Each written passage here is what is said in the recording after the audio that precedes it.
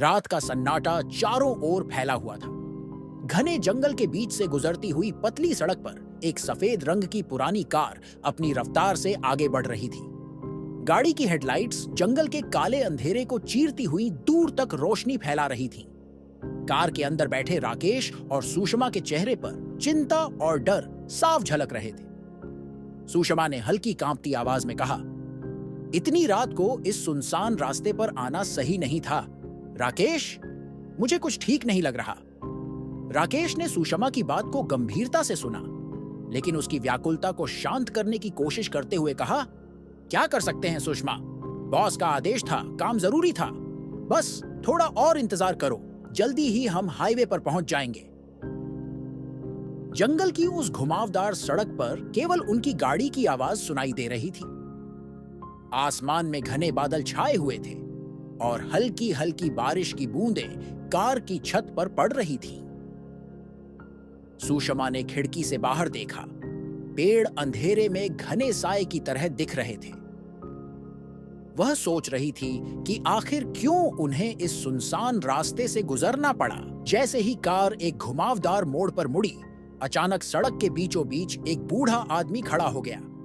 राकेश ने तेजी से ब्रेक लगाई और कार रुक गई। सुषमा ने घबरा कर कहा, यह कौन है इतनी रात को? राकेश ने चौंक कर देखा। वह बूढ़ा आदमी सफेद धोती कुर्ता पहने, सिर पर पगड़ी बांधे, हाथ में एक लाठी लिए खड़ा था।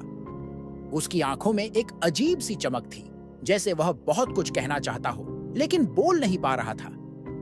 वह अपनी जगह से हिला नहीं, केवल उनकी तरफ देखता रहा। क्या हुआ बाबा? इतनी रात को यहां क्या कर रहे हैं? राकेश ने खिड़की खोलते हुए पूछा। बूढ़े ने कांपती आवाज में कहा, बेटा, मेरी कार खराब हो गई है, मुझे थोड़ी मदद चाहिए। क्या तुम मुझे थोड़ा आगे तक छोड़ सकते हो?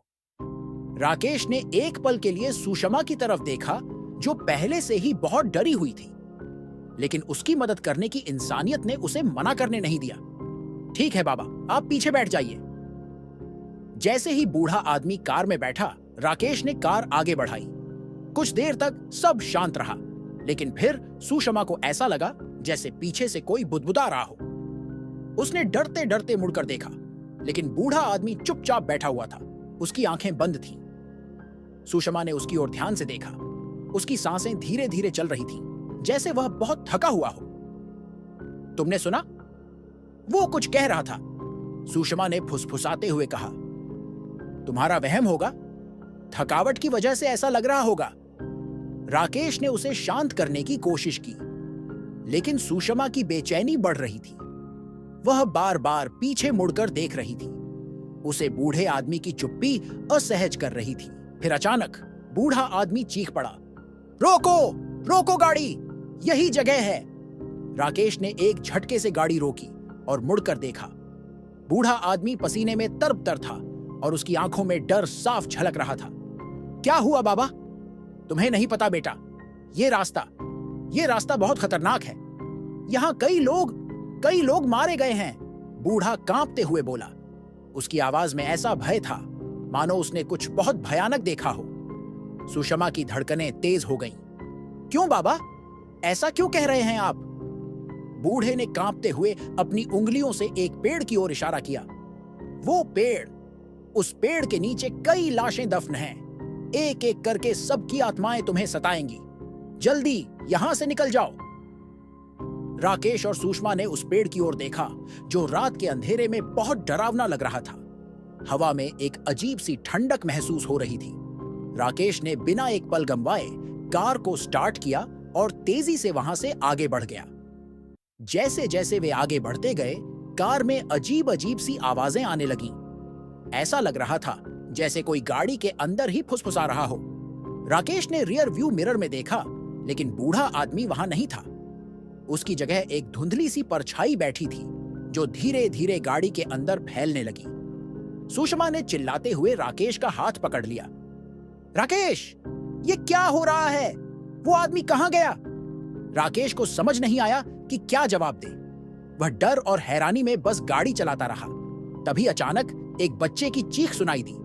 सड़क के बीचों बीच एक छोटा बच्चा खड़ा था। राकेश ने तेजी से ब्रेक लगाई, लेकिन इस बार कोई झटका नहीं लगा। कार जैसे हवा में ही रुक गई हो। उन्होंने दरवाजा खोला, बाहर झांका, लेकिन वहां कोई बच्चा नहीं था। चारों तरफ केवल अंधेरा और पेड़ों की सरसराहट थी। अब दोनों को एहसास हो गया था कि वे किसी भयानक चीज का सामना कर रहे थे। राकेश ने दोबारा कार स्टार्ट की और तेजी से आगे बढ़ने लगा, लेकिन हर बार जब वे थोड़ा आगे जाते तो वही बच्चा उनकी गाड़ी के सामने खड़ा दिखाई देता। कई बार कोशिश करने के बाद भी वह जगह से नहीं हटा। आखिरकार राकेश ने हार मान ली और कार को साइड में रोक दिया। सुषमा ने घबराकर कहा, अब क्या करेंगे राकेश?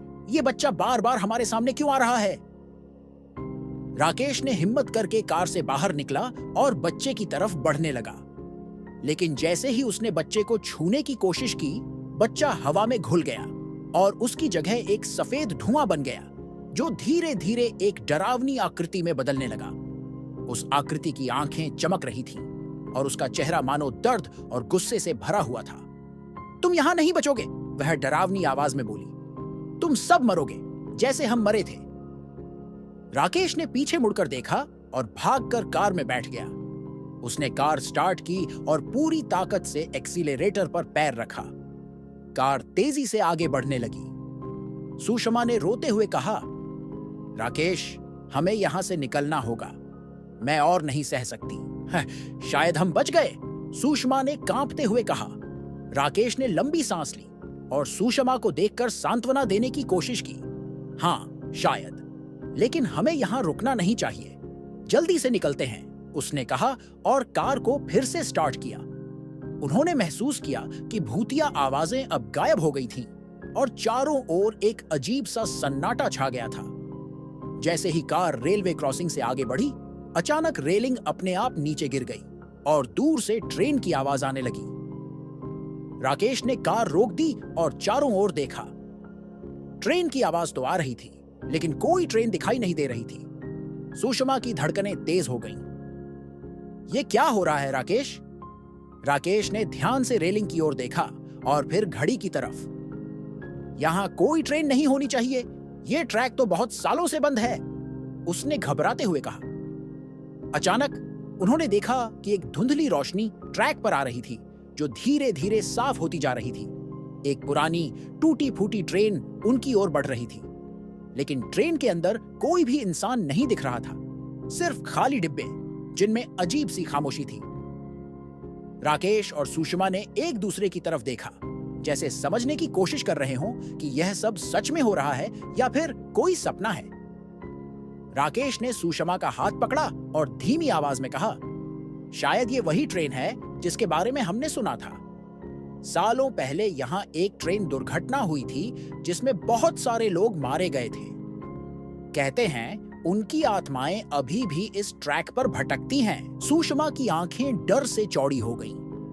तो क्या हम भी अब? उसने अपनी बात अधूरी छोड़ दी। वह चाहती थी कि राकेश उसे समझाए कि यह सब सिर्फ एक वहम है, लेकिन राकेश खुद भी कांप रहा था। ट्रेन की आवाज तेज होती जा रही थी और वे दोनों समझ नहीं पा रहे थे कि क्या करें। राकेश ने अपने डर को काबू में करने की कोशिश की और गाड़ी को पीछे मोड़ने की कोशिश की, लेकिन जैसे ही उसने गियर बदला, कार बंद हो गई। उसने कई बार कोशिश की, लेकिन कार ने स्टार्ट होने से मना कर दिया। ट्रेन की आवाज अब बहुत पास आ चुकी थी। सुषमा ने राकेश का हाथ कसकर पकड़ लिया और दोनों ने आंखें बंद कर लीं, मानो अंत की प्रतीक्षा कर रहे हों। लेकिन जब उन्होंने आंखें खोली तो ट्रेन उनके पास से गुजर चुकी थी। राकेश और सुषमा ने हैरानी से एक दूसरे की ओर देखा। ट्रेन ने उन्हें छुआ तक नहीं था। रेलिंग फिर से ऊपर उठ गई, मानो कुछ हुआ ही न हो।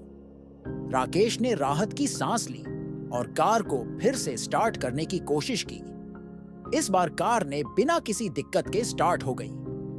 हमें यहां से जल्दी निकलना होगा, राकेश ने कहा और गाड़ी को तेजी से आगे बढ़ाया। लेकिन जैसे ही उन्होंने रेलवे ट्रैक को पार किया, कार के अंदर अजीब सी ठंडक फैल गई। सुषमा ने घबराकर रियर व्यू मिरर में देखा। वहां एक महिला बैठी थी। उसकी आंखें सफेद थीं और चेहरा बहुत विकृत था। सुषमा ने चीखकर राकेश का ध्यान खींचा। राकेश ने मिरर में देखा और उसकी हालत खराब हो गई। महिला ने अपनी भयावह आंखों से उनकी ओर देखा और धीमे से बोली, तुम यहां से नहीं जा सकते, तुम्हारी जगह तय हो चुकी है। उसकी आवाज में ऐसा डरावना कंपन था मानो वह सीधा उनकी आत्मा को चीर रही हो। राकेश ने डरते हुए कार की स्पीड बढ़ा दी, लेकिन महिला उनकी सीट के पास ही आ गई। तुम्हें क्या लगता है तुम भाग सकते हो? उसने अपने नुकीले दांत दिखाते हुए कहा। उसकी आवाज गाड़ी के अंदर गूंज रही थी, मानो वह चारों तरफ से उन्हें घेर रही हो। राकेश ने पसीने से तरबतर होकर स्टीयरिंग व्हील को जोर से पकड़ा और एक तीखे मोड़ पर गाड़ी घुमा दी। महिला की हंसी से पूरी कार गूंज उठी। वह अचानक गायब हो गई, लेकिन उनकी सांसें अभी भी अटकी हुई थीं। सुषमा ने कांपते हुए कहा, राकेश, ये जगह शापित है, हमें यहां से किसी भी तरह निकलना होगा। राकेश ने उसकी बात सुनी और गाड़ी की स्पीड को और बढ़ा दिया। वे जंगल की सीमा के पास पहुंच चुके थे।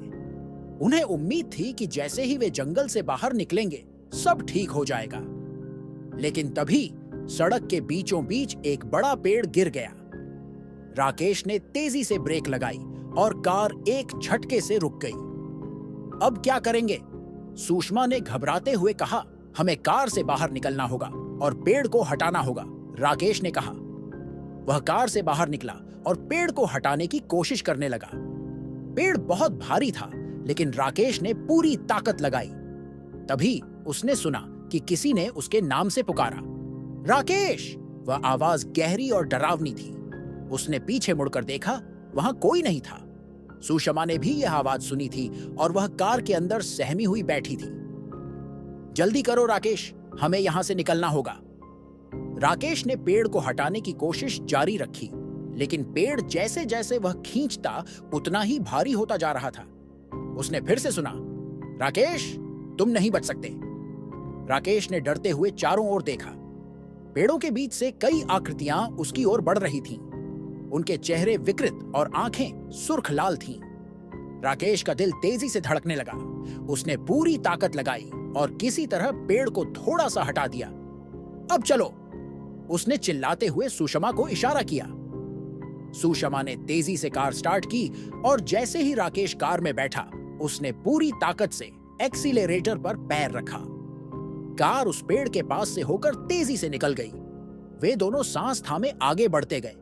जैसे ही वे जंगल की सीमा से बाहर निकले, उन्हें अचानक ऐसा महसूस हुआ जैसे सब कुछ सामान्य हो गया हो। हवा की ठंडक गायब हो गई थी और कार के अंदर का माहौल भी सामान्य हो गया था। दोनों ने राहत की सांस ली, लेकिन अभी भी उनके चेहरे पर डर की छाया थी। हमने इसे पार कर लिया सुषमा, राकेश ने कहा, लेकिन उसकी आवाज में आत्मविश्वास की कमी थी। सुषमा ने उसकी ओर देखा और कहा, क्या हम सच में बच गए हैं? राकेश ने कार को धीमा किया और एक सुनसान से चौराहे पर रोका। मुझे नहीं पता सुषमा, लेकिन हमें जितनी जल्दी हो सके इस जगह से दूर जाना होगा। उसने चारों ओर देखा। सड़क पर कोई भी नहीं था। उन्होंने सोचा कि शायद अब सब कुछ ठीक हो जाएगा, लेकिन तभी उन्होंने देखा कि कार के शीशे पर किसी ने खून से कुछ लिखा हुआ था। तुम बच नहीं सकते, हम हर जगह हैं। राकेश और सुषमा ने एक दूसरे की ओर देखा। उनकी आंखों में डर और आशंका साफ झलक रही थी। उन्हें समझ में आ गया कि यह अंत नहीं था, यह तो बस शुरुआत थी। उन्होंने बिना कुछ बोले कार को स्टार्ट किया और जितनी तेजी से हो सकता था वहां से दूर जाने लगे। वे दोनों जानते थे कि भले ही वे इस जंगल से बाहर निकल आए हों, लेकिन जो भयावहता उन्होंने देखी वह उनके साथ ही रहेगी। उनकी यह डरावनी यात्रा उनके दिमाग और आत्मा में हमेशा के लिए बस गई थी। उन्होंने सोचा था कि वे सिर्फ एक जंगल पार कर रहे हैं, लेकिन असल में वे एक ऐसी दुनिया में चले गए थे जहां से लौटना मुश्किल था।